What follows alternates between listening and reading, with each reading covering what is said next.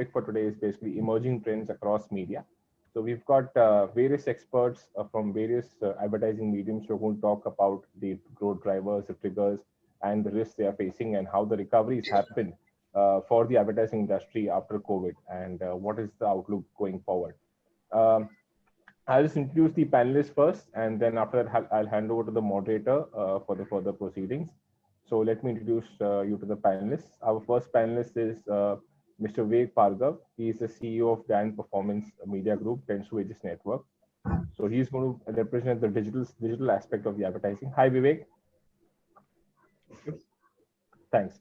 Our second panelist today is Mr. Abraham Thomas. He is the CEO of Big FM. So he's going to talk about the radio advertising perspective. Hi, sir. Good morning. You're mute. Hi and hello, everyone. Hi.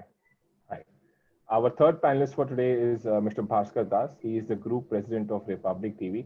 He's going to talk about the TV side perspective. He's also been with the Times Group for a long time, so he can also share some insights on the print advertising part as well. Hi, Bhaskar sir. Good morning and welcome. Hi. Good morning and Happy New Year to all. Thank you for being there.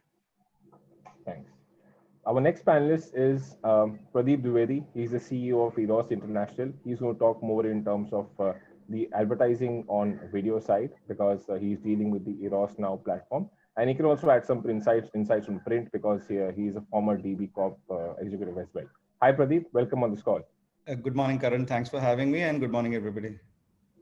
Right. Our next panelist for today is Mr. Sean, and he's the head of sales from Discovery Networks. He's going to add insights on the TV advertising perspective. Hi, Sean. Good morning and welcome. Hi, Karan. Good morning, everybody, and a Happy New Year to you. Thanks. So we've got our moderator, Mr. Shripad Kulkarni. He's a media marketing consultant. He's also been the former CEO of Percept Media and former Chief Operating Officer of Carrot Media. Hi, Shripad sir. Welcome. And over to you, sir. You can go ahead with the proceedings.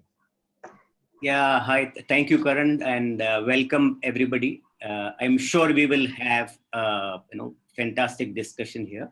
And as you all must be aware, we are all friends, so if we suddenly tend to, get to do something interpersonal, please don't mind. So what we will do first is we'll first look at what are the overall broad trends that we see happening here. The first one that we will talk about is obviously the recovery. Now, fortunately, we have had a pretty good recovery. We started with a huge possible downside, and then we seem to have recovered completely based on IPL. And in fact, we had Swaminathan Ankleshwari going on record saying he was wrong in feeling that you need a fiscal stimulus for the recovery rebound to happen. So there we are. So it's a good. We are in a very good place related to the world, of course. So the recovery has been, for example, K-shaped very clearly. So we have seen certain sectors going up, certain sectors going down. Some things working, some things not working. So Sean, would you like to kind of throw some light in terms of what went up, what went down? Shripad, I think for us, what was interesting was the fact that the minute COVID and the lockdown kind of came into play, right? Television was kind of became an essential service, right? Okay, so each and everybody who was sitting at home started actually watching it. So the viewership kind of went through the roof, right? So there were record viewerships probably for every channel, right? Which was very, very, I think some of our highs, right, were at that particular point of time purely from a content perspective, right, and a programming perspective, right? But the downside of it was effectively the fact that the entire advertising community or the marketeers, right, went the other way, right? And they kind of really put a dampener, right, on all their advertising spends, right? So during the Q2 period, right, we saw a major shift, right? And we actually saw revenues drop across the entire TV industry to as low as 60% in a lot of cases, right? Now, while it was down by about 60%, I think the 40% who were actually advertising, right, or the 40% who were actually kind of bringing in money to the table were essentially the traditional, some of the traditional FMCG companies, right?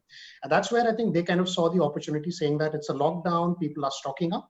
right? And hence, right, the need to actually kind of reach out to them. So we saw a lot of eatables, a lot of personal care, a lot of personal hygiene products kind of come into play. So a lot of movement happened over there. We also saw a lot of e-commerce, right, which is the Amazons and the Flipkarts of the world, right, enabling service and delivery, right? They kind of come into play. And finally was a lot of home appliances, right? All of a sudden, people kind of found the need to have more things at home, which they were probably kind of catering to from outside, right? So we saw a lot of movement over there as well, right? New and a few new and new age category sectors also kind of came into play, right? We saw hand sanitizers as a category, which was really relegated, never considered important, kind of jump up. We saw tech companies kind of come into play very, very aggressively, right? With a lot of online education kind of coming into play, right? We also saw a huge surge in online gaming and automobile, but this was actually post the lockdown, right? So I think people realized that here was an opportunity and consumers were still willing to spend.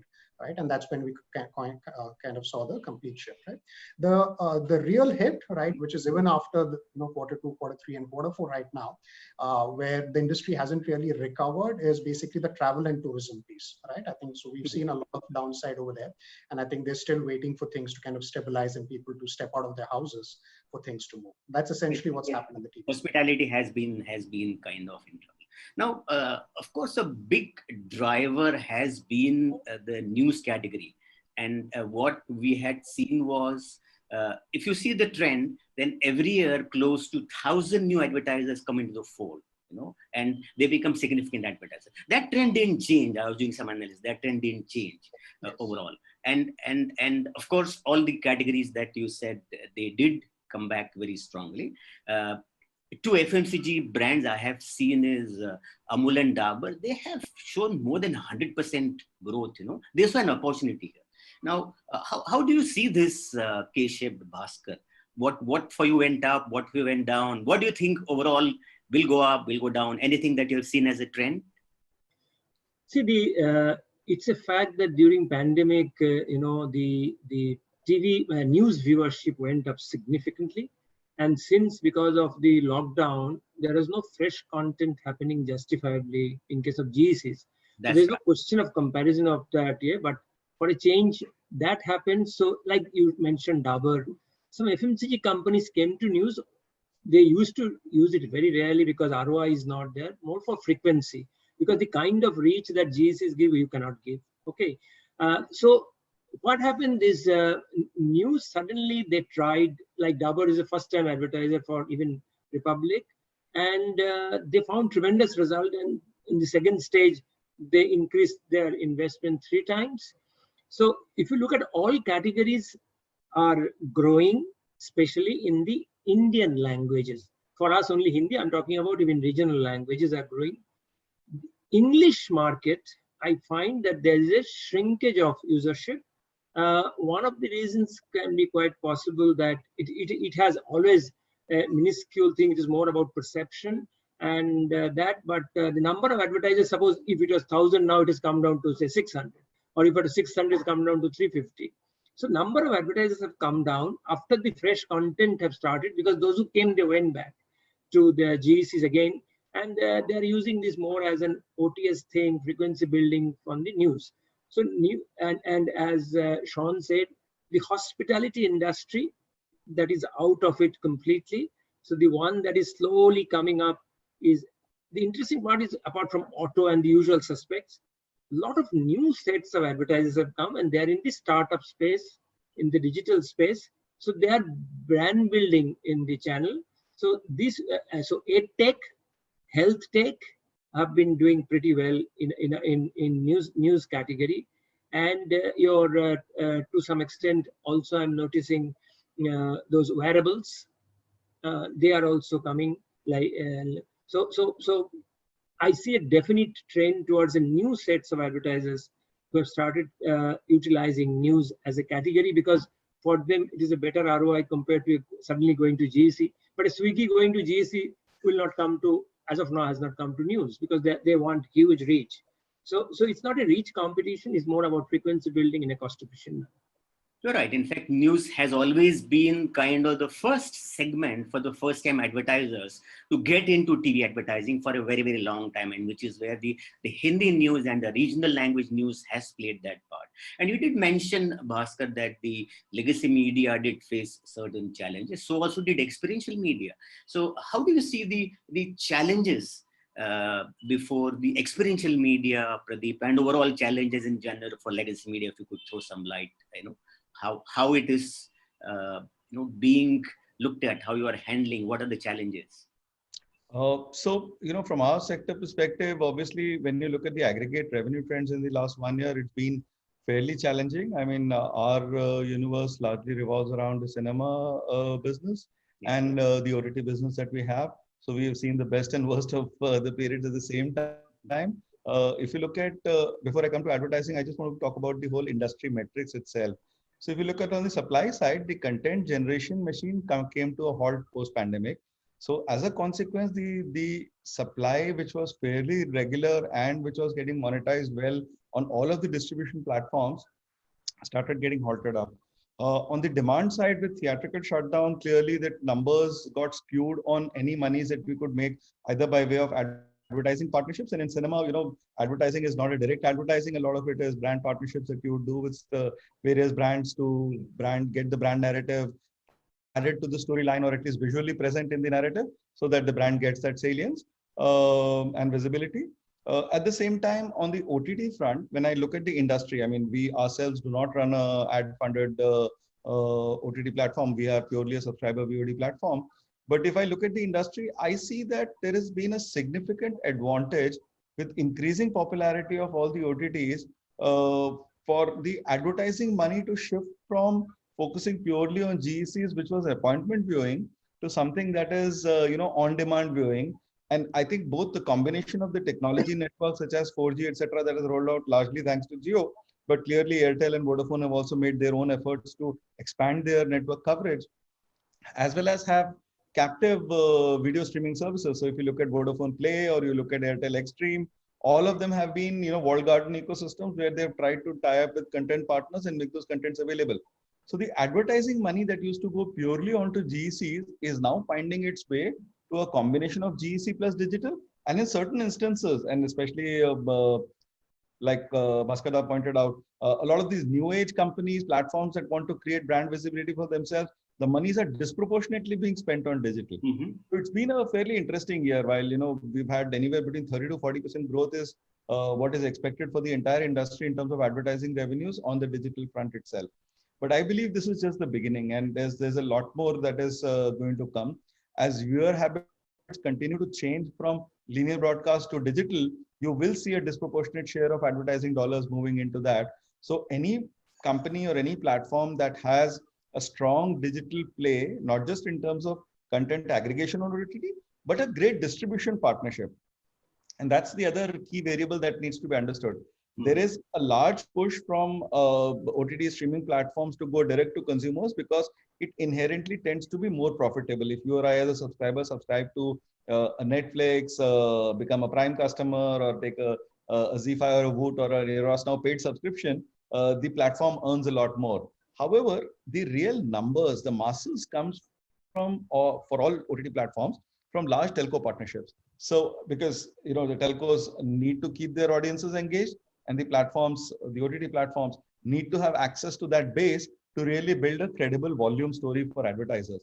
So it's an interesting journey that is going on right now. One believes that it will attain a certain degree of maturity in the next 3 to 4 months, and then will become a viable and a substantial means of advertising spend. Absolutely. Shripath, just one point you mentioned, I did not mention about legacy thing. So you must be thinking about print, but I thought it was a television question. I responded. Television news, actually legacy the concept doesn't apply because they are dynamic every time. Legacy is more towards print. So if you have a print specific question, I'll respond then. Yeah, I'm sure Vivek will have different point of view on that. We'll come to it soon. But before that, just add to that, maybe if I can take another 30 seconds, as Bhaskar pointed out, and you also kind of started off with legacy. I think both Bhaskar and I have a history of print at some point of time, but I don't think either one of us represent that. But I think we have an inside view of what's going on in the industry. during the course of the discussion, we'll be happy to Correct. put it. Suffice to put, if you want a headline, clearly the print side of the industry has been, well, I wouldn't say decimated, but has bore the brunt of the pandemic, both in terms of circulation revenue and as a consequence, the advertising revenue. There are some green shoots that are available on the advertising spend post-festive season. We can talk a little bit more about that as we move forward, but this is our inside observation. You can just mention them now, very briefly. I think auto is one sector which is coming back in a significant way. Auto and healthcare are both categories that are going to do aggressively well. And also, we believe that education, which was a category which had moved away from areas such as print traditionally because digital was seen as the right means to capture that audience, that I think will come back in some way in this quarter because print circulations are now starting to stabilize in most parts of the country. And obviously, the thickness of your everyday paper itself tells you the story that there is some level of salience that is coming back into the category. But the traditional bellwether categories, whether you look at healthcare, services, auto clearly with the demand levels being what it is and new launches expected will definitely gain from it. But some of the other categories may be a little slow to come by. Yeah, Shripad, sorry for butting in. 30 seconds. 30 seconds. I'll finish in 2 minutes, don't worry. 30 seconds. Pradeep has not de-averaged the situation in the industry. I think first time, see, print was declining, there's no doubt, even if you say that it was number 3 after digital. So television, digital, and then print. But COVID had really accelerated the decline. But one new trend, macro trend that has emerged, and I have seen it visibly, is there is India and Bharat. Yes, absolutely. The India has been deeply affected because it's metro, because it is English. The whole concept of English as a pecking order has been affected because circulation is 50% down. Because metros will behave very differently. We grow horizontally by multi-storied building. Whereas in language across the country, I have checked up with at least 5 big languages. I'm talking Malayalam, Hindi. I'm talking about Hindi, Malayalam. They are doing well, and they are 80%. I have been told by the owners, even if there is some exaggeration, suppose you say, 80 to 90% of the volume has come back, and yield is of course slightly affected. So it is not about category. Because in those tier 2, tier 3, tier 4 or non-metros, people are going out there. COVID impact, lockdown impacts are very different.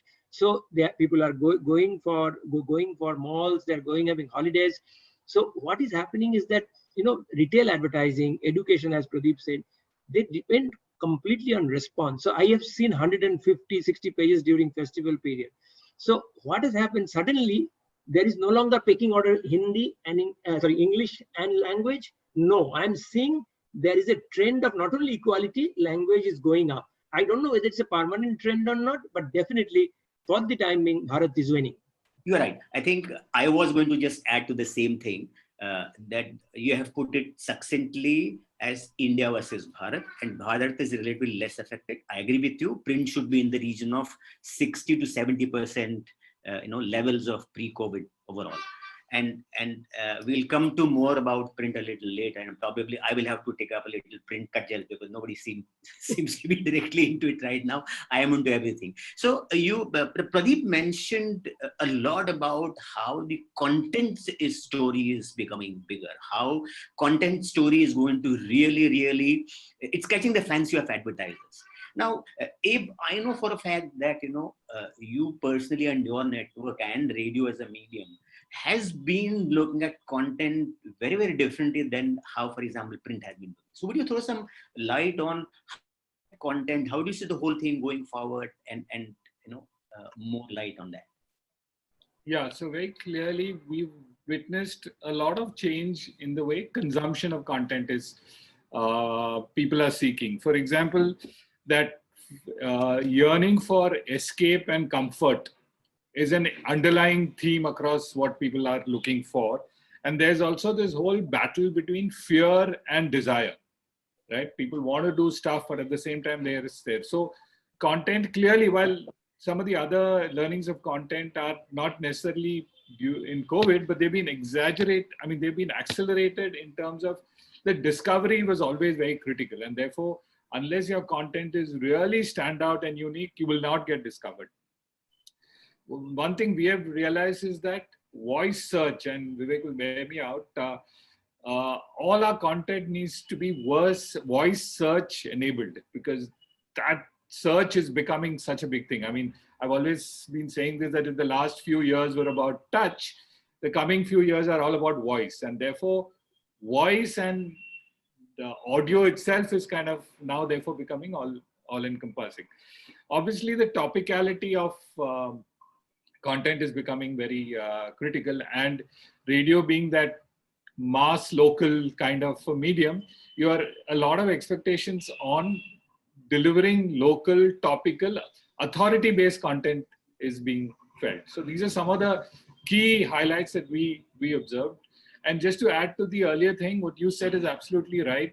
The entire recovery has been driven by the tier 2, tier 3 markets. We are seeing there was hardly any effects of the lockdown then. A lot of regional brands have suddenly gotten shelf space.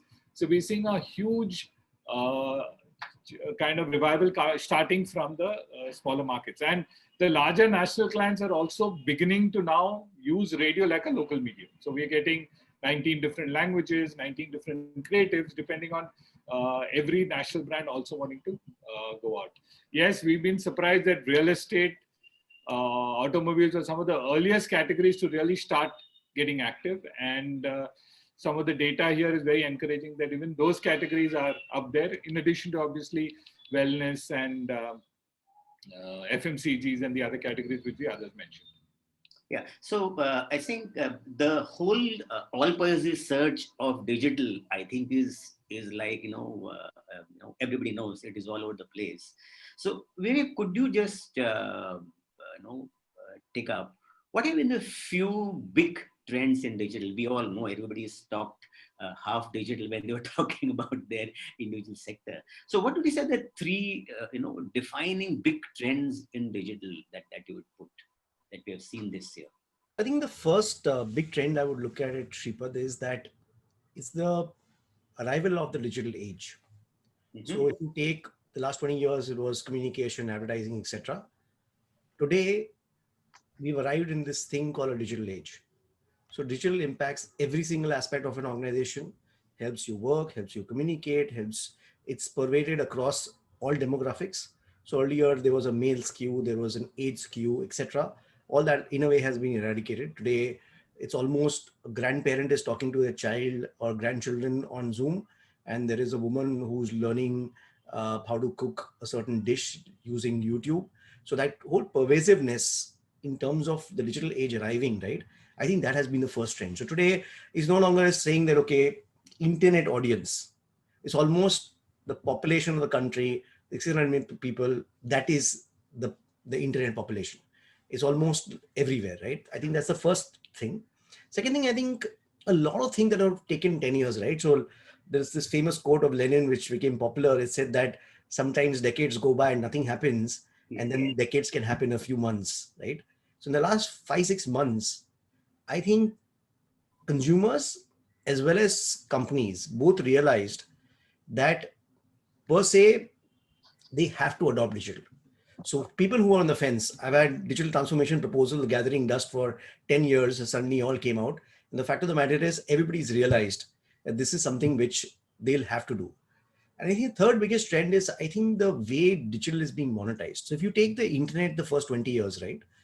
Digital was always monetized mainly through advertising. So the largest companies, Google and Facebook, were built on the foundation of advertising. Yeah. In the last 5-6 months, what has happened is a lot more other monetization opportunities have come up, which could be subscription. If you take this whole model shift of people paying either for content or a company sponsoring that to their target audiences or their customers, etc., is going to actually create an exponential wave, right? Because it actually cuts through two big challenges of advertising. First thing what it does is, Peter Fader wrote this book called Customer Centricity, where it says that 20% of customers give you 200% of the profits. That means the longer tail of a customer is actually taking your profits away, right? But people who pay for subscription, if they are the more affluent guys and they are driving more profits for a company, and you take them away, right? Then the people who are left that are willing to not pay for content and just be happy with advertising, that may have lesser consumption, lesser profits for the companies. So it's a vicious cycle, right? Because that has a double whammy. So this trend, the next 20 years of the internet, the monetization is going to happen in multiple ways rather than pure advertising. So, foundational companies have been built only on advertising with no subscription revenues per se are definitely going to struggle, because the subscription will drive two things. It'll reduce the profitable customers for brands, so they become less valuable for advertising. Secondly, if you don't have the direct consumer model, I think that happened with every single company in the country, right? People who are dealers and distributors, suddenly they realized they didn't have data about the customers. They didn't have any first party data. So their revenues just fell off the cliff and they just went to zero. So now brands will have to build this direct relationship with consumers, all the same for the media companies, and build that D2C kind of relationship. Otherwise they're toast. So three trends, and one is digital age. So all pervasiveness that covers Bharat automatically. Secondly, I think it's going to be new revenue models of advertising, monetization. And I think basically we are looking at this is something where people who are on the fence have now no choice left. It's going to be, Peter Drucker had once said that there are going to be two kinds of CEOs, people who think global or people who will be unemployed. You can replace the word global with digital. And I think that is the appropriate quote today, right? So you either have the ability to think digital or unfortunately you'll be unemployed. That's true. Absolutely right. Now, there was one other trend which I want to dwell a little on, which was about controversies. I think this was also a year of controversies, So we'll come back to you, Vivek, on the digital controversy, because that's a big point, and that kind of, we'll use you to go to the next set of discussion, because digital is the driver, completely, even otherwise. So we'll first talk about the TV ratings scam overall. And Sean, would you like to just say something on what it is, how it is impacted, and net, how it has been taken by the market? That's what is the most important thing. I think, Shripad, to be honest, when we've been hearing a lot of chatter, right? And obviously the news channels have been at the forefront of it, right? I think the matter is sub judice, to be honest, right? Okay, so I think everything is an allegation at this particular point of time, right? So as we kind of think through, every day there is a new piece of information which is actually flowing, right? I think what's important at this particular point of time is that whether it's the last 4 years, 5 years, right, that it has been considered as a very reliable metric per se, right? Okay, the broadcasters have depended on it per se for their programming, and they've seen dividends on the back of that. But at the same time, we've also seen the marketers see dividend, right? The fact is that if we are advertising today and there's a media campaign which is based on it, it's not the media campaign which decides the planning, which actually decides what the marketer actually does, right? It decides on actual product movement, the sales which actually happens, right? And there has to be a direct correlation between both, right? So purely from that perspective, I think BARC has always delivered, right? From that perspective, I think. However, given that what has happened, and sorry to interrupt, can you just focus on how has the market taken it? How have the advertisers taken it? That's more important at the end of the day. I think the marketers have purely taken it from the perspective that there are, okay, if it's just the news channels that we're actually looking at, the rest of the market continues to kind of rely on and kind of continue investments on channels per se, right? As far as news channels are concerned, I think they've built their brands very, very well, right? And those who have invested in brand building, I think marketers are very, very keen on kind of continuing to spend on those particular brands and push forward, right? So I think that movement is continuing, right? I think the shift, however, that we might see is that BARC will probably, they've taken proactive steps like suspending, the news ratings and all that, right? But I think going forward, right, data sanctity will become a very, very important piece, right, of how they kind of convey both to the marketers as well as the broadcasters, right, that this is a very reliable format, right, or data metric which is there. Right? That's what I would probably add. Yeah, what I can say, because I have seen the whole thing from the inside, I can't tell you, I have been right into it overall.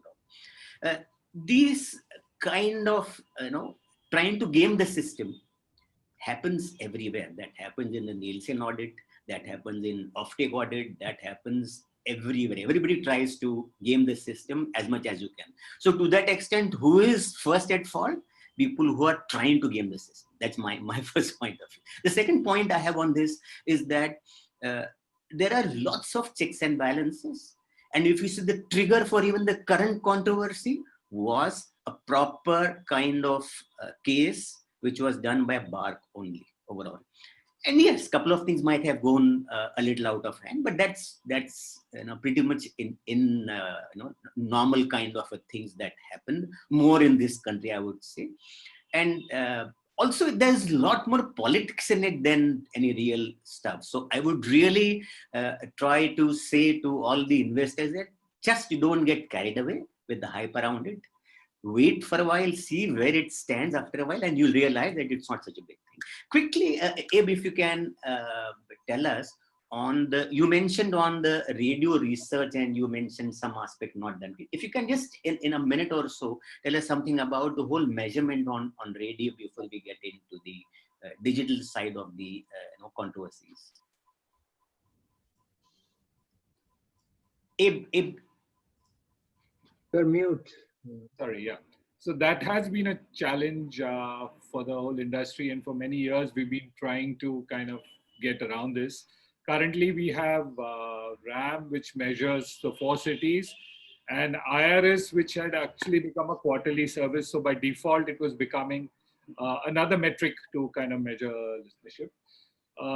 In fact, the industry was pretty close to kind of getting onto something the beginning of this year, but unfortunately, this whole pandemic has kind of completely taken that off, and maybe it's time to now start reviving that now that all our businesses are back on an even keel. What we have actually done is that there are a lot of other forms of engagement and other forms of measurement of that, which we've now done. So for a lot of advertisers, we kind of have partnered with individual research agencies to do a pre and post kind of eval based on different metrics for that. So because radio plus digital is the new normal, there's a lot of measurability that brings in. At a terrestrial FM radio level, yes, currently we're still dependent on these two things. And I was quite hopeful that we would have something in place by end of the year, but we kind of practically lost this year. And but I think it's something that we can easily go back to and replicate. So coming to Vivek now, see, we have seen fair amount of controversies. The Cambridge Analytica case has just kind of been settled there. You have Google has got some unions that their staff has formed more for a different point of view. We have had Google and Facebook misusing power allegation happening in the US. And of course, we have had forever this whole thing of the clicks and impressions we get are from bots. So what do you see these and do you see these as really any major impediments? Where do you see these going? And do we see these as some kind of impediments? And linked to it is the measurement issue. If you can just, cover both these in 3 minutes or so. Yeah. So Srivatsi, I think the first thing when you talk about controversies, right? So there is a book by this guy called Chris Shirky. He talks about this book called Here Comes Everybody. So earlier what would happen is communication was one to many. What's the book you said? Sorry, I missed the title. It's called Here Comes Everybody. Everybody. By this guy called Chris Shirky.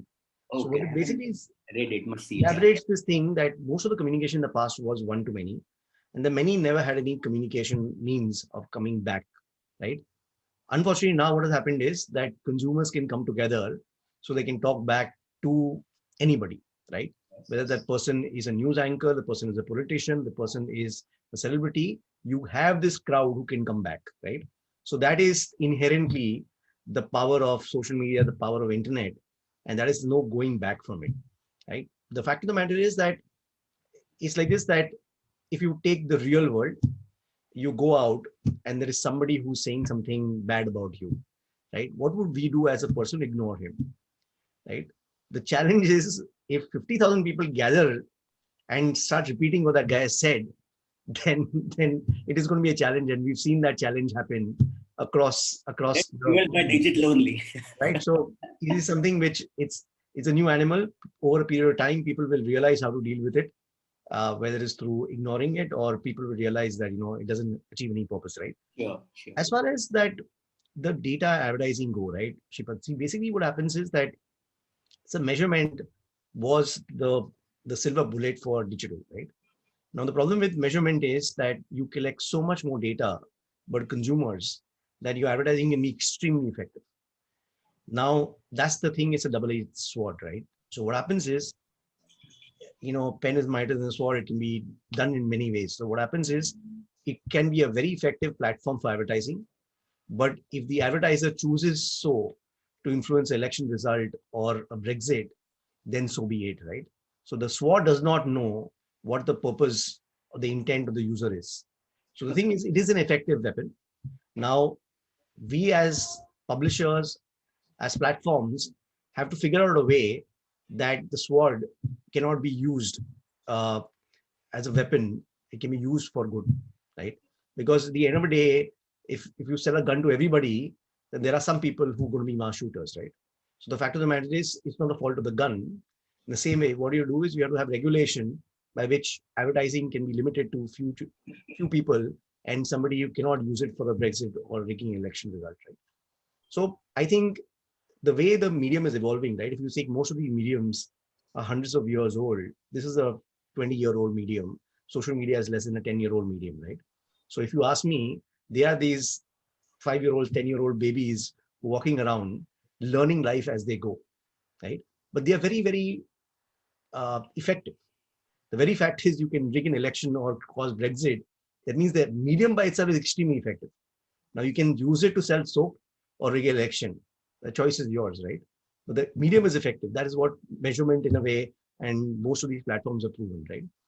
And see, my belief is that I think this is a learning curve for all of us, because all these controversies are created for small things which would have been ignored otherwise.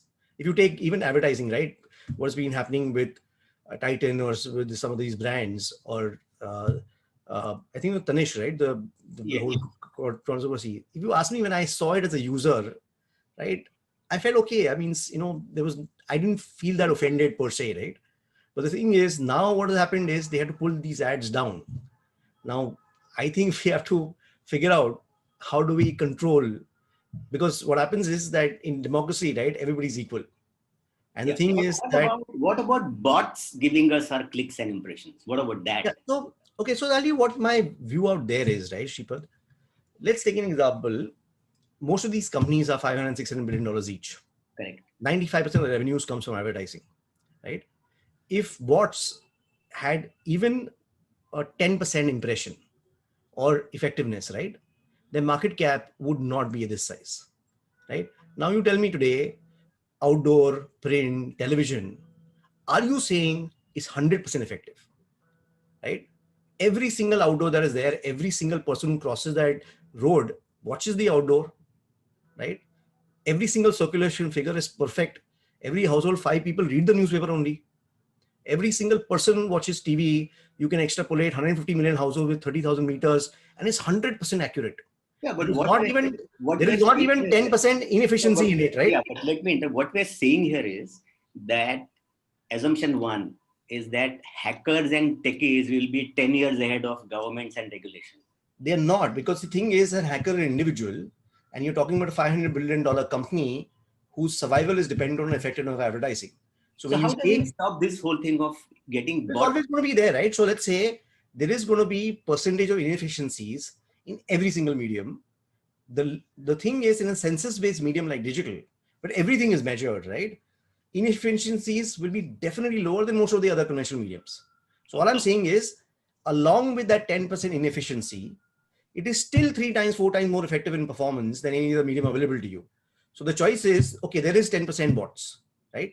I don't know what the number is, but the fact of the matter is, you have 50,000 engineers of Google, who are the highest paid guys in the world, coming together to first survival, right? Because if advertising on Google is ineffective, they'll go bankrupt, and same with Facebook. Okay. You're talking about 50,000 engineers fighting lone hackers, right? And we're talking about how much inefficiencies are there, right? So, and the best is census medium, right? So I spend $100, I get certain results. If the result becomes zero, I stop that $100. It's an auction medium, right? I do stop participating in the auction. So immediately within $100, I know whether it worked or not. So the fact of the matter is the bot thing can never become more than a certain percentage, because what happens is if it becomes a certain percentage, then I reduce the auction, right? Instead of $100, I'll spend $90 because I'm getting, or let's say I'll pay $80, right? So automatically it's a, in a self-fulfilling prophecy on a day-to-day basis in an auction. So if inefficiency increases, I'll pay a lower price for it. There is no way I'm going to get cheated because it's census-based medium and gives you direct performance and measurement, right? So I think this whole thing about bots and all that is exaggerated, but trust me, Shripad, with all the inefficiencies digital has, right? If I would actually go drill down into the whole method of measuring every single other medium, I can guarantee you the inefficiencies are significantly more than what bots create on digital, right? And I think your smile says it all and agrees, which that laugh. Bhaskar, you want to add something to this? I rest my case after that laugh. No, Bhaskar, you want to say something? No, for sure. What you are saying is that, it can't be big for the very survival of these big companies is what you are saying, which is fair. It's very difficult to find quality. Just imagine, right? If one guy has done one thing and they plugged it, nobody else can do the same thing. So over the last 20-year period, right, they came out with millions of different ideas of people who try to game the system. They gamed it, they stopped it, gamed it, stopped it. Now the new guy who has to game the system has to now think of something which 20 years nobody's thought of, right? Because you can only game it for a small period of time, right? Because in one day, the analytics tell you yesterday's system was gamed, and Google refunds that money back to you, by the way. Whenever they identify supposedly a fraud, they refund the money back to you, right? Sure. Because for them, it's no cost, right? And then what happens is that system is plugged. So nobody else now can do it, right?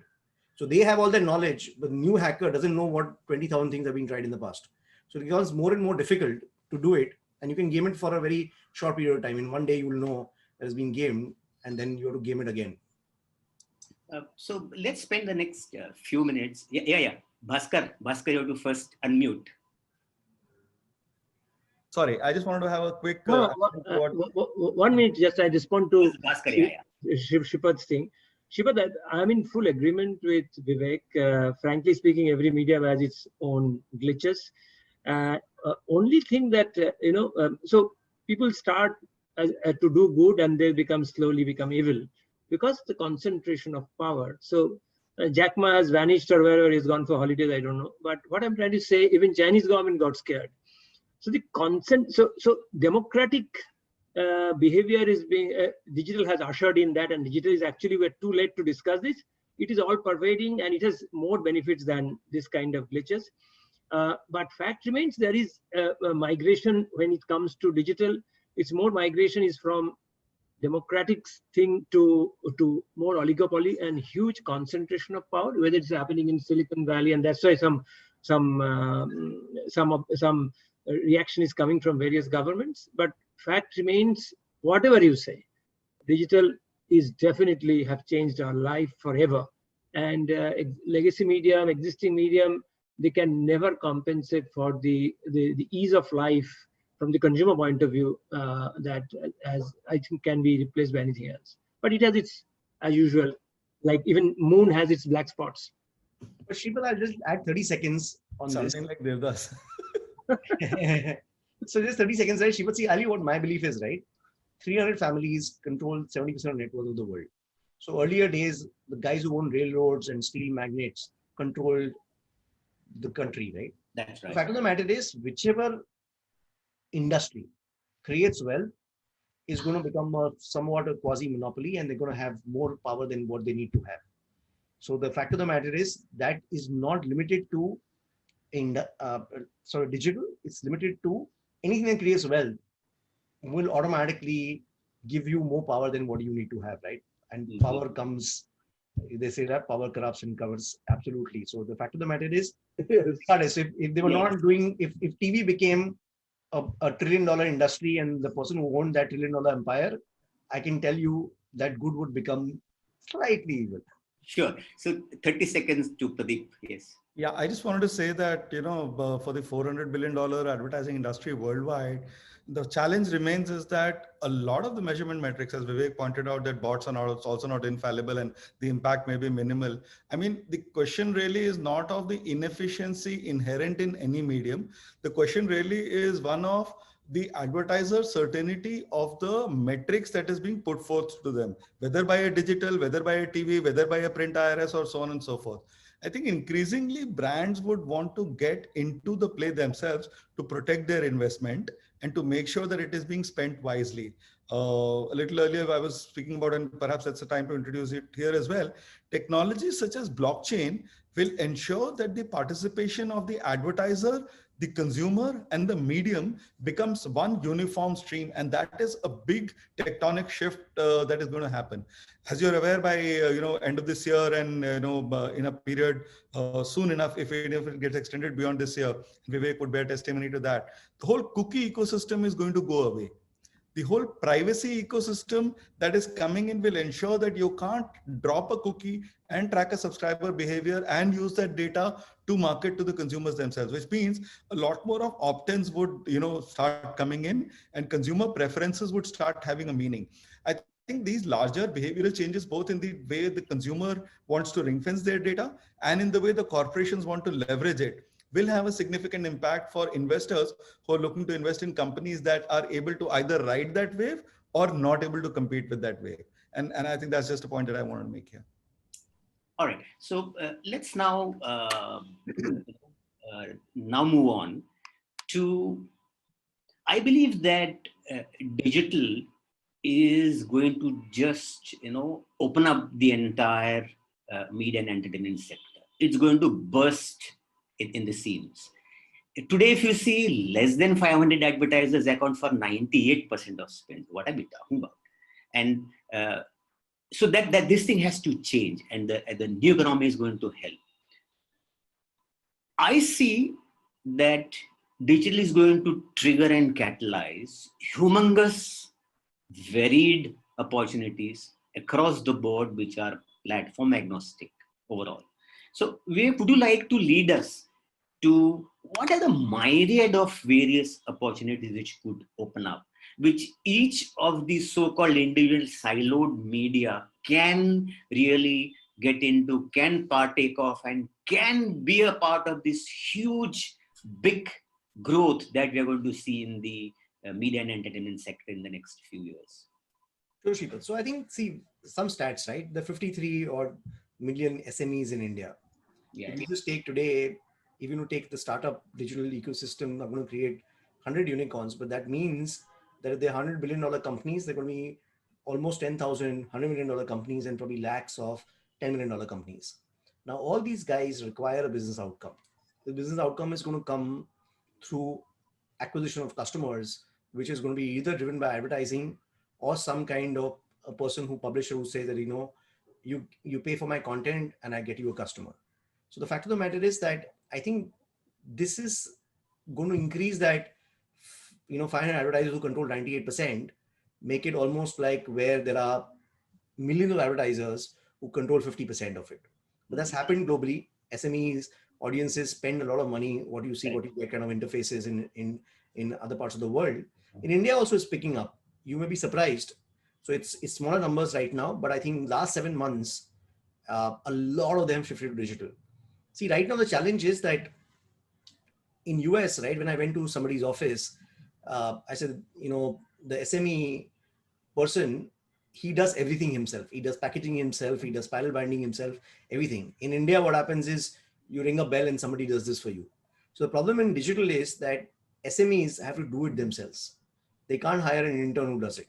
So the adoption of SMEs using digital has been slow because we as organizations have always had help to do things for us. While most of the developed countries, the SMEs did everything on their own. So now that shift is happening. The new generation is joining in. They've realized that digital has to be adopted. So that hockey curve sort of growth in digital advertising for SMEs has started. And I think, India Mart and some of these companies are testament to that, the kind of growth they're facing, right? That's going to happen. But more importantly, what's going to happen is that that is going to create this whole new range of publishers who publish in a long tail. So what's going to happen is that I subscribe to blogs that pay $99 a year. Maybe they have only 500,000 subscribers or 100,000 subscribers, but that guy makes $1 million a year for writing a blog. What if tomorrow there are platforms at which millions of people are creating niche content meant for only thousands of people? So the fact of the matter is you will have millions of publishers coming in, taking niche audiences into a subscription kind of a model, and the subscription can be sponsored by somebody, right? So let's say you're Asian Paints, you sponsored it for all the architects or for all the electricians and all contractors, etc. It makes sense, right? A pharma company will sponsor some kind of content to other doctors. So there are going to be a lot of evolved business models by which the publisher makes money for their content, and that money is not coming from pure advertising. How do you see various new opportunities, new platforms, new possibilities, new business opportunities because of the whole regional language content in Bharat, coming out as a big opportunity? Yeah, so I think, see, if you ask me, actually, but there is going to be, because of these millions of places, millions of content being created, automatically there'll be different formats. So there'll be a voice format, there'll be a regional language format, there'll be short videos created by them. There'll be people who will be teaching you stuff, even teaching, right? If you take, there is a masterclass.com or a celebrity school kind of guys who was teaching from Ashan, teaching you singing. But what if somebody else wants to learn a very niche Carnatic music, which is very peculiar in a certain language? So now what happens is there'll be 20 teachers in that space itself. So if you just say democratizing of learning itself, right? You're willing to pay. Yeah. So I think, see, what's going to happen is, right, the payment part of it, what has happened is whether you pay for, you started off 15 years ago by paying for a caller tune, or today when you start paying for Netflix, there is this long tail in the middle where somebody pay 99 rupees for something, right? If I learn something and somebody is willing to charge me 99 rupees, right, there is a possibility that people will start paying. So it will start off with that level. But then what happens is that if somebody can make 99 rupees from 1 lakh people, he ends up making 1 crore rupees a year, right? So financially, a lot of models become viable. So there are a lot of these platforms that have come up where people can become teachers, upload their content, and they can sign up subscribers. So they only drive the subscribers. But the fact of the matter is that even guys like you and me, right, there will be a certain set of people who would love to pay a certain amount of fees per year to listen to us speak or listen to what we've read or we've written. So the fact of the matter is everybody's going to find these niche audiences. So there's going to be two kinds of democratization that will happen. One is democratization of learning, where millions of people will learn from people, but millions of people creating their own content and teaching. So that is going to create this multiplier for this 53 million odd people. And that is where I see the biggest opportunity. And that will create new and new models that we can't even imagine at this point in time, right? Because we would have never thought that somebody's going to teach at 99 rupees or 11 rupees. And this is what is going to happen with millions of people. So I think that explosion, like I've invested in 15, 20 companies right now. I feel that the startup space in India the next 10 years, what happened in California and China in the past, I think the next 10 years, the way I look at it, is going to happen in India. Good. I think that's music to our ears. I'm sure to a lot of people who are participating here. Bhaskar, you'd like to throw some light on what is this whole new set of opportunities for various media, for print, for example, what are the opportunities for other media, what are the opportunities? So I have to make a philosophical statement that opportunity is an optimist see opportunity in everything, and a pessimist sees problem in every opportunity. So what happens is that let's talk about, since you talked about print, that's where I spent a lot of time. They're still suffering from an ostrich mindset. Is that they're not realizing their strength. That the three trends I think which are very critical. Given you 3 minutes, I'll tell you, so I won't go into elaboration. Yeah. It is, media has always been treated as a vertical. So radio, print, this. Yeah. I said the question is now it is horizontal. I'm talking about you can be a content producer or an IP owner, you're an aggregator. You can be a distributor, platform, device, and each one have different protocols. I'm not saying that you're jettisoning format. I'm saying you think vertical but act horizontal. It is about complementarity. Okay, that is number one trend I'm noticing. So But the legacy companies are absolutely morbidly attached to the revenue model. I'm used to 4,000 crore. They're not realizing that now your business model has to be recalibrated, where you create such good content, people don't mind paying. So you are still holding on to that old concept of a high entry barrier of a low cover price. And on the other hand, on the advertising side, a lot of advertisements are shifting to digital. One, two, only the obituary is growing perhaps because of the COVID, but that's a joke. But anyway, so if you look at, they are still not getting, they can't deal with the fact that, oh my God, I've lost so much revenue. So how you're doing? You have started managing the middle line, throwaway people, salary card, this, that, because most of the cases I've seen, irrespective of business, human beings have this tendency to conceive time as linear and unidirectional. What happens in that? So you feel that every time frame in a staccato manner. They're not realizing that a COVID can come and throw all your assumptions out of the reckoning. Now, so you have to address it accordingly, but that addressing is not happening. It is happening in an ad hoc manner, so that it takes care of the immediate or the urgent. So they're not looking at the emergent. To my mind, that is the bigger problem. That the emergent is, how do I stay complementary in a screen agnostic way? It is not about, as Abe said, it is just, he is already doing it, radio and digital. Point is, how do you stay in a complementary world, keeping in mind my supply side business, which is advertising, and the demand side, which is consumer. So how to bring them together in such a manner? Because when we're a consumer, we are absolutely device agnostic or platform agnostic. The moment you go inside the company, you are rigid. What is my revenue? What is my next quarter? So the final point I think is very important is, how do you create that ambidexterity in the leadership team, where you obviously have to thrive in the present, but no one is getting ready for the future. So you have to do, on the one hand, that I survive and create a thriving policy, keeping in mind the future. Like Vivek said, not that last 5 years, perhaps the way last 5 months, digital transformation, Satya Nadella have said this, digital transformation is more than the last 10 years, for instance. So digital transformation is for them the digital part of the thing. They are digital, but his mindset is not changing. They're still in silos.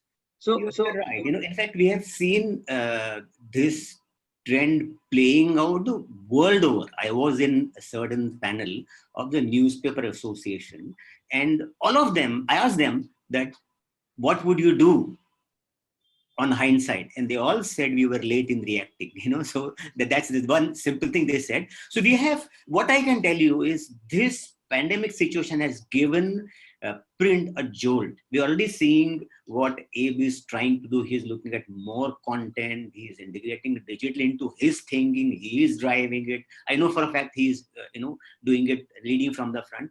And this jolt is what print has also got, is what I can promise you people. I have been talking to many of them, and they have got this, and they are now forced to do all that, Bhaskar is saying. So, Sean, can you just tell us, what do you see as the newer opportunities? What do you see as the new things emerging, which are positive, which are digital-led, which are more opportunities for the network, for medium as a whole? You are on mute. You are on mute. Shripad, before Sean comes, one point I missed out, which actually Vivek touched upon, is the technology is allowed. The legacy companies, print and all that, they are very much still dependent on B2C. But actually, it is not possible to have D2C situation where you can connect to the last mile and last consumer. If they leverage that, they can improve their content side, they can improve the advertising servicing side, and if they work as a platform. So these are the things, they can't collaborate with anyone. So they're all in their individual silos. I have a feeling these are the 2-3 counts that the time will be non-linear, that you have to work with others and think screen agnostic. And fourth is, of course, multiple revenue models. So that's the way to move forward. Sure. Absolutely right. You summed it right. So I'll just kind of take on from where Bhaskar left off, right? So essentially, I think we've heard this saying, content is king, and I think that will continue to remain.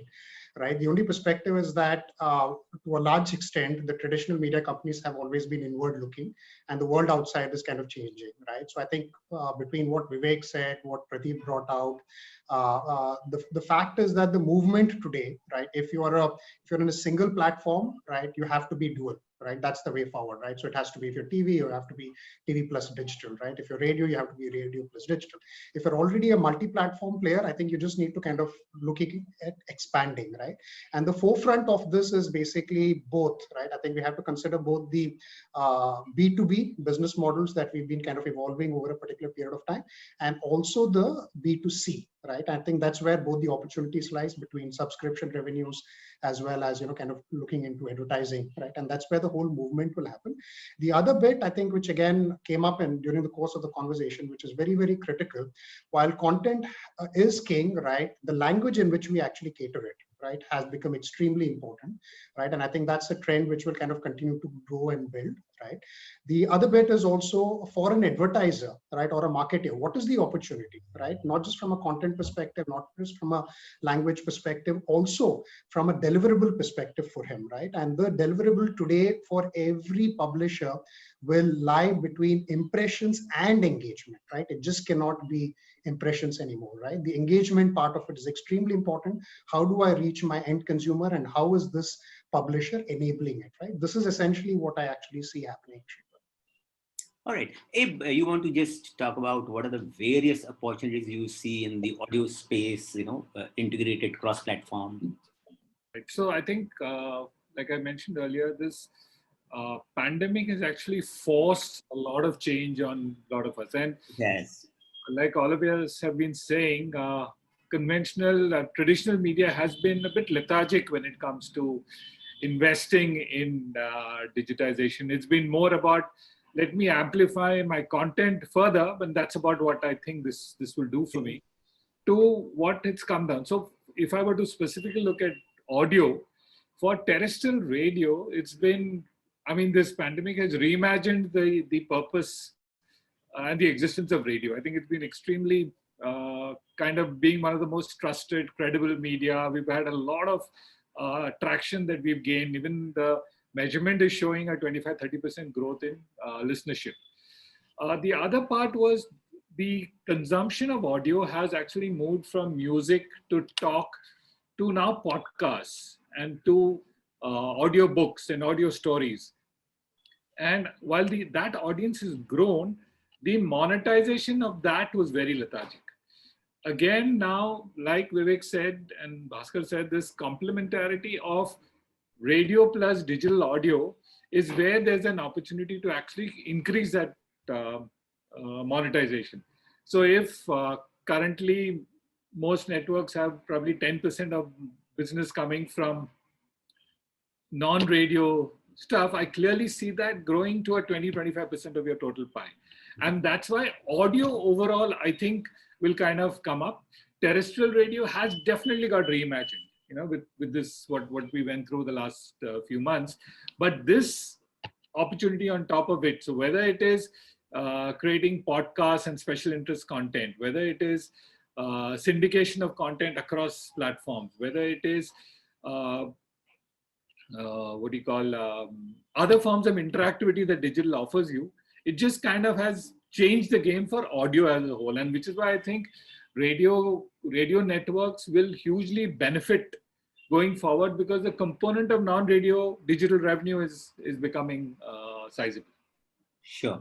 Pradeep, we surely see the whole entertainment segment, the whole interface of entertainment changing dramatically and opening up plethora of opportunities, revenue opportunities, business opportunities. Would like to just dwell a little on that. Yeah, I think what I can kind of talk about a little bit beyond what is already there in the public domain. I think everybody talks about movies going straight to OTT and, the kind of big bucks that the platforms are spending on these content ecosystems on entertainment.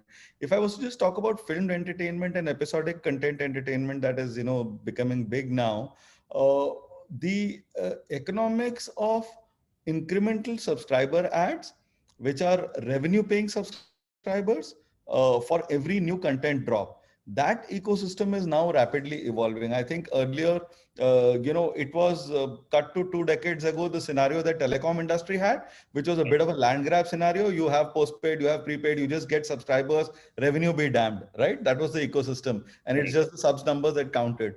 I think even in the OTT ecosystem and entertainment ecosystem, the whole value of revenue paying subscribers is now going to increase substantially. So that is one big trend. The other clearly is that given the large volume of content that is coming in between, there was a scenario where all kinds of content was so highly in demand because there were 30, 40 OTT platforms. There were all these legacy GEC networks, including smaller networks, which are regional networks. And the content demand was so high that you could produce what I would call as quote unquote subpar quality content and still get away with it. What is now happening is that the audience is discerning and willing to pay premium for good quality content. When you look at serials, and I don't want to name specific, but you look at serials that are on multiple platforms. Just to give you an example, okay, let's take names, right? Whether you look at Mirzapur on Amazon, or you look at Flesh in Eros Now, or you look at the ones which is based on political leaders in MX Player, which is based on this Tamil Nadu politician and all that. Yes. The fact remains is that audience today is willing to disproportionately spend and come to platforms that offers these marquee events. Now, what that allows is that while the catalog or the inventory that is available for entertainment consumers is very high, the discovery of that content does not happen. What tends to happen is that these anchor properties allows the subscribers to come in, and once they have seen that particular piece of content, then they start discovering other content.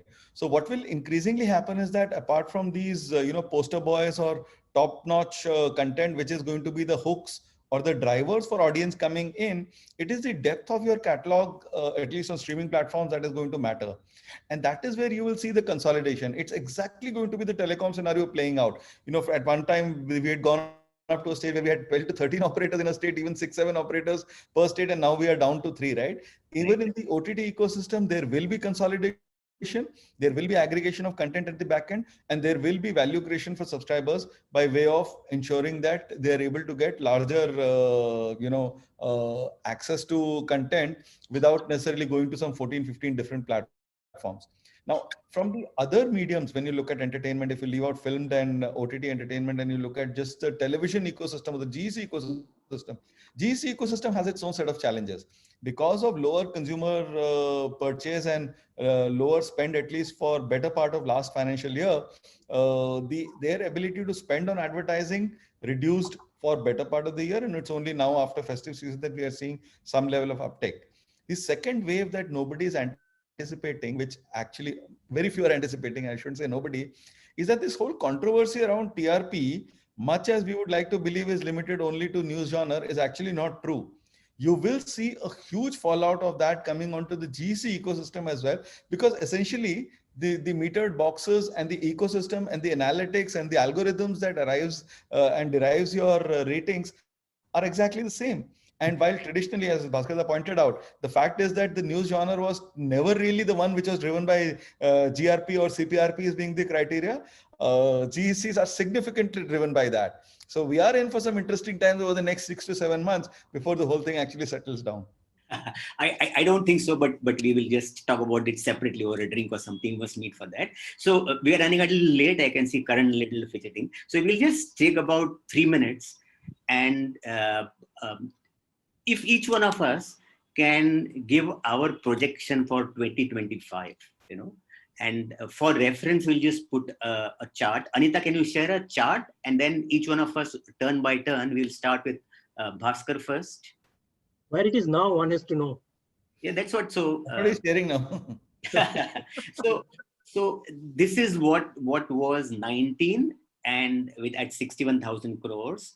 Projected pre-COVID in 2020 to 68,000 crores, with digital getting a 27% share and growing the highest at 28%, mind you, pre-COVID. So we'll start with Bhaskar first. Bhaskar, what do you think, will be 2025? And let's not take more than a minute, please, because we need to get into Q&A, which is important. So I know I'm not an astrologer, but this is my sequence. TV, digital, print, radio close. Cinema, outdoor also will be closed. That's it. And total, what do you see total going on from total will be touching, definitely will cross 100,000 crore. All right, Sean, you want to give your prediction? So I think what we're looking at is basically TV and digital, right, kind of coming neck to neck. I think that's what we'll essentially see. The other mediums, I think, will grow, but I think will be a singular digit and probably or a flat growth, essentially, right? I think that's what we will actually be looking at. And from an overall perspective, I think we are looking at 5 years from, as in 2025, we are actually looking at probably a 110,000 crore kind of an industry, right, is what we're focusing on. Yeah. Pradeep, your I would say that linear TV will continue to grow. Digital will grow disproportionately. The rest, I think I'm fairly aligned with everybody. I expect anywhere between 120 to 150% of the baseline as a number for FY25 closing. So if you are talking about 70,000 right now, we are looking at anywhere between 160 to 175,000 crores as the aggregate revenue of the industry in FY25. So the 70,000 was the earlier estimates. So obviously, we are not going to be at this level currently. Yeah, but I'm saying even even if you prune it down for 6 months of underperformance and go down to a 50, 55, you would still look at anywhere between 130 to 140. So I would say basically about 1.2 to 1.5 times the number that where we are right now.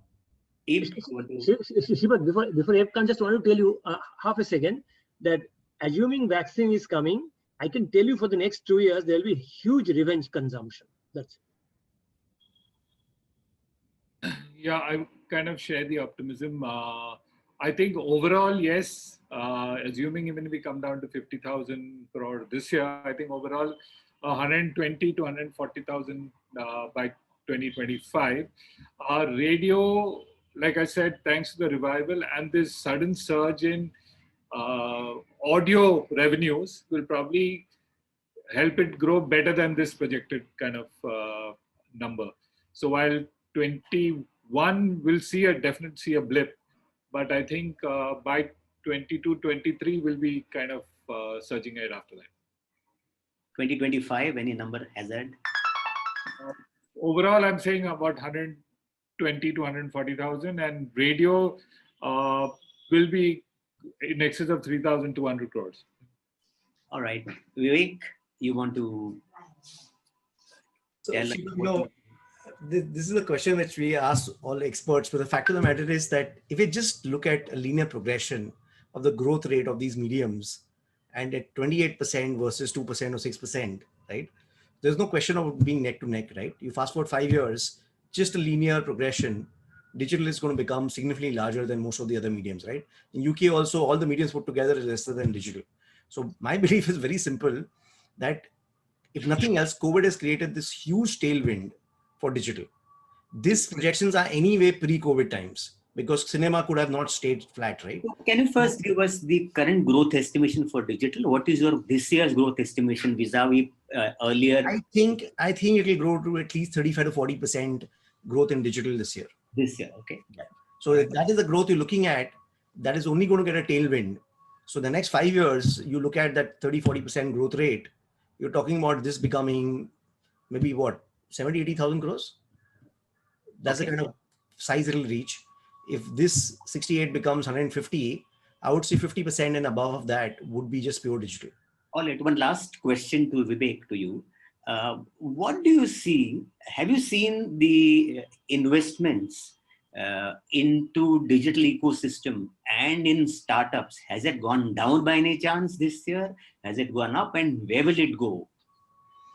No, it's gone up for sure, Shripad. A lot of people now. So today, I think, there are, if you just take the AdTech and MarTech industry itself, right, there is a huge investments happening in that space.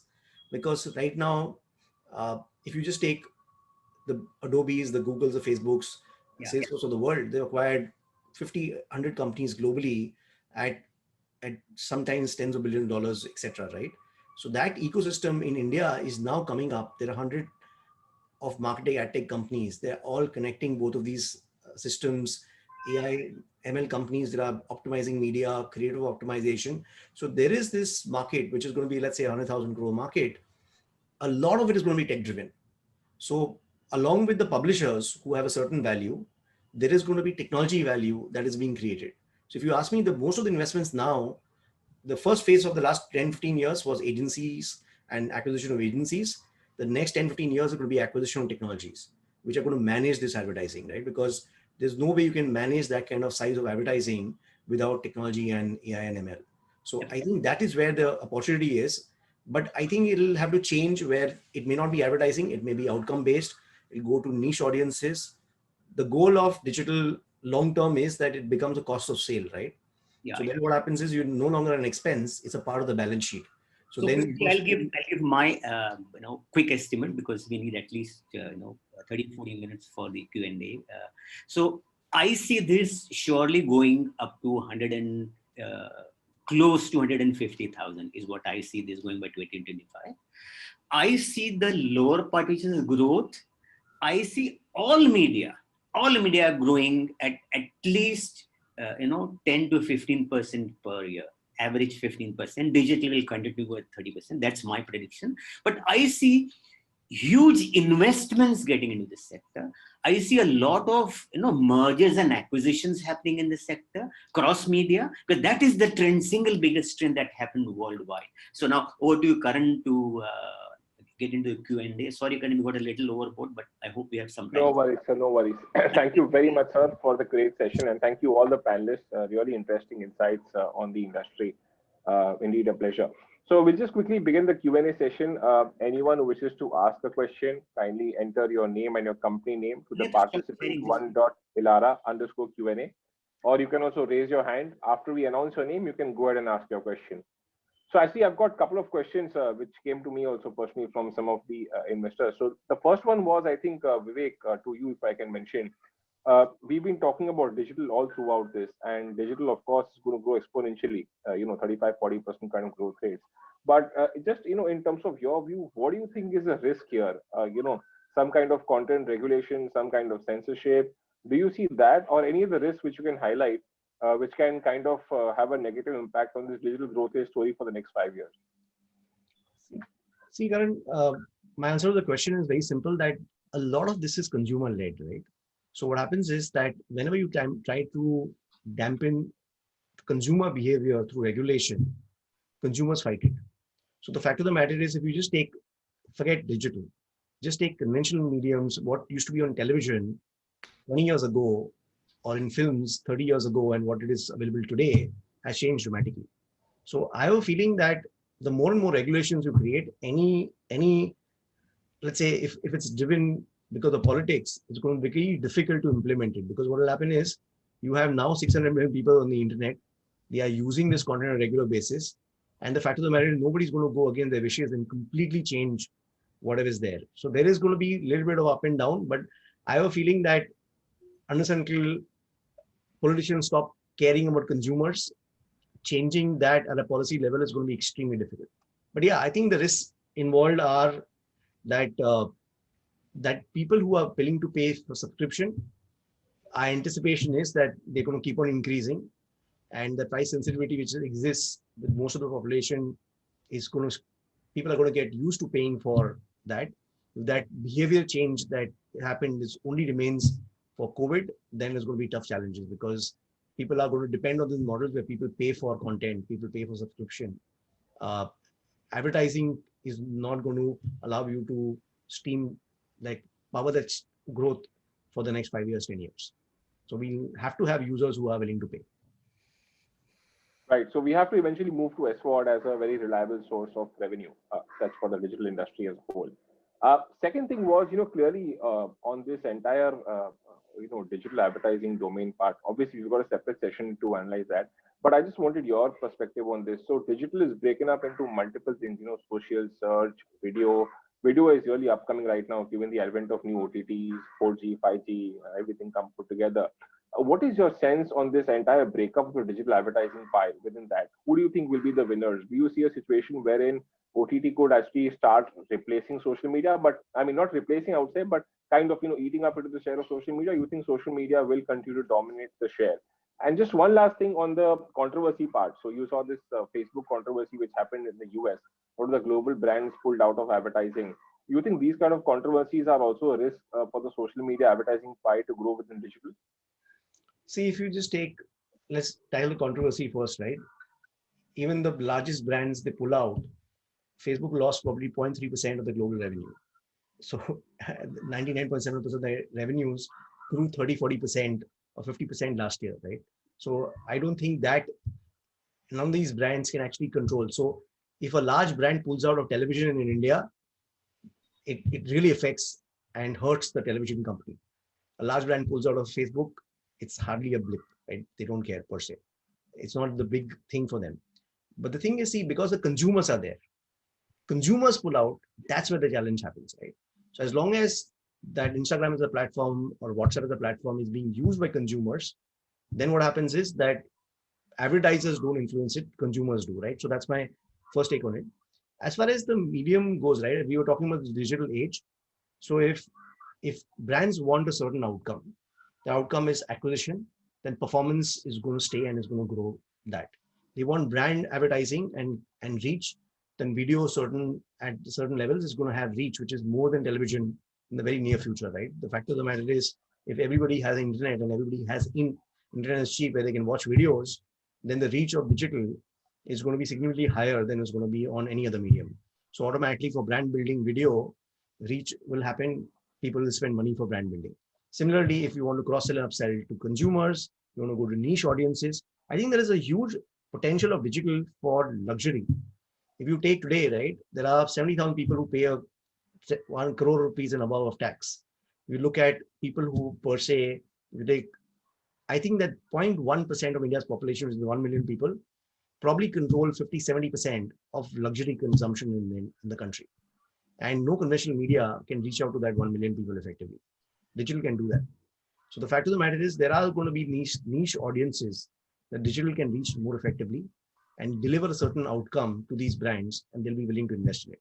So I have a feeling that, see, the thing is that if you take conventional media, they're broken up into different things, right? You see the newspaper in the morning, you do this in the evening, you do prime time on a certain day. Digital actually has become a part of our lives, right? So over the whole day period, I'm consuming news. I'm consuming content over the whole day period. I'm doing podcasts or Audible or whatever, even when I'm not communicating. So the fact of the matter is that I think we were named as digital earlier because the conventional media named us, right? That's the reason we call it rural marketing. We never call it urban marketing because we named rural marketing. Same way, what's going to happen in the future, there's going to be advertising.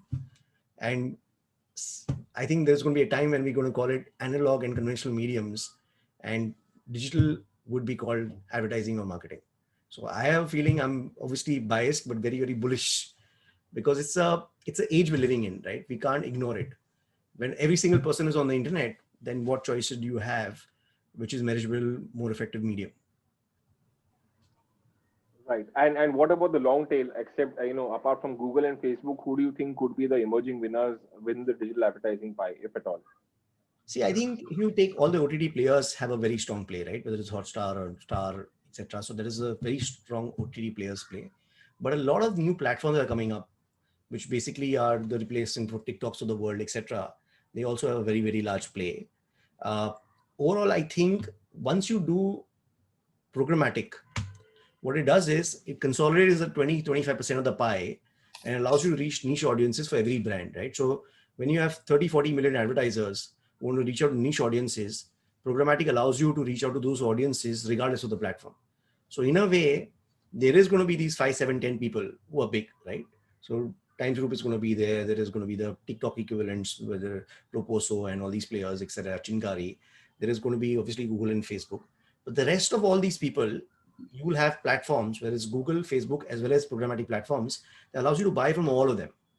So my belief is that 25% consolidation, other than these top 10 players, you need to buy programmatically your audiences. So you have 5,000 rupees to spend, but there will be millions of people who will be willing to spend 5,000 rupees to acquire their target audience who wants to buy their product and their widget. So that multiplier, so that when I say 50, 70,000 crores of digital is going to grow, SMEs, if you take that itself can become a very large audience, which is not being measured right now in these projections, right? So if you take that as an audience, the amount of money they're going to spend, and what happens is that as a digital publisher today, I can sell to 1 million people without any interface with them, right? They come on my platform, like how AdWords works. They pay for it. They pay with whatever GPay. It gets paid. They get to advertise. After 5,000 rupees gets over, the advertising stops. They acquire the customers. They get the leads. And it's without any human interface. So I can service millions of advertisers, which is very, very difficult to do in most of the conventional mediums, right? If Times of India gets 50,000 advertisers, it's challenging to manage it. Right, right. Great. Thanks for those insights. There's one more question from one of the investors. I think Sripat sir or Sean, if you can answer that. In terms of payment mechanisms, you've got TV, which has got the largest audience today, right? People don't usually pay for print as well. The circulation revenues are much lower as a percentage as compared to what is there on TV. It's a mammoth revenue. Even on digital, is very small. Of course, digital we are in initial days right now. But what's your overall sense on that? You feel that the money could shift from to people paying on TV, or there'll be incremental spends on digital, print, everything put together because of everything going to digital right now.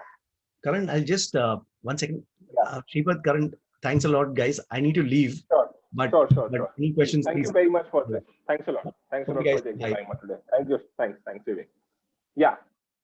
So, Sean, you want to take that? Sure, I can address that. I think for us, what's been very clear is despite COVID, right? I think the reality is that subscription revenues have actually grown for us, right? And this is a trend which will continue. I think as long as you put great content across, right? As long as your brand and positioning is very, very clear in the consumer's mind, subscription revenues will grow, right? Globally also, India is very different from most of the other markets.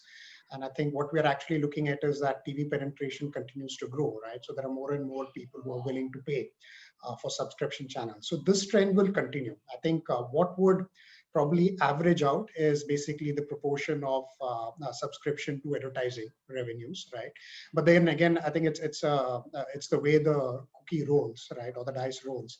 Essentially, the fact that we kind of keep coming up with newer mediums. So television broadcasters moving into digital, creating OTT platforms, right? So it's just a question of the money moving, but subscription by itself will continue to grow, right? I think there is money there; it will move. Sripat, if you can just quickly, wrap up this entire, and just probably give your viewpoint on this entire conversation which we've had in a minute. Yeah.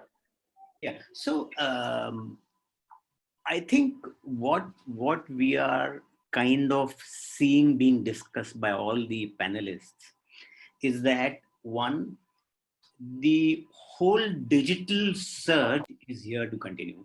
That is one. The second is this digital surge that we saw during this COVID situation has given all of us, all media, including digital too, including advertisers, including SMEs, including small advertisers, first advertisers, a kind of a peek into what this new world is going to be, the digital-led world. And it has got a lot of us ready for what we need to do, a lot of us ready for where do we need to invest. There will be challenges. There's got to be change in mindset, as Basar kept oft repeating. That too, all media is getting into. And we do see a good time ahead with more than doubling of the revenue very clearly under 5 years is what all of us are seeing.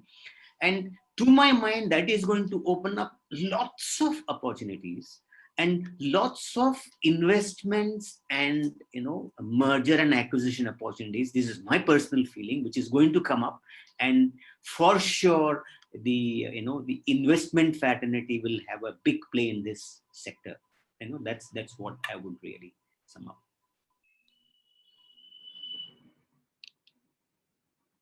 Karan?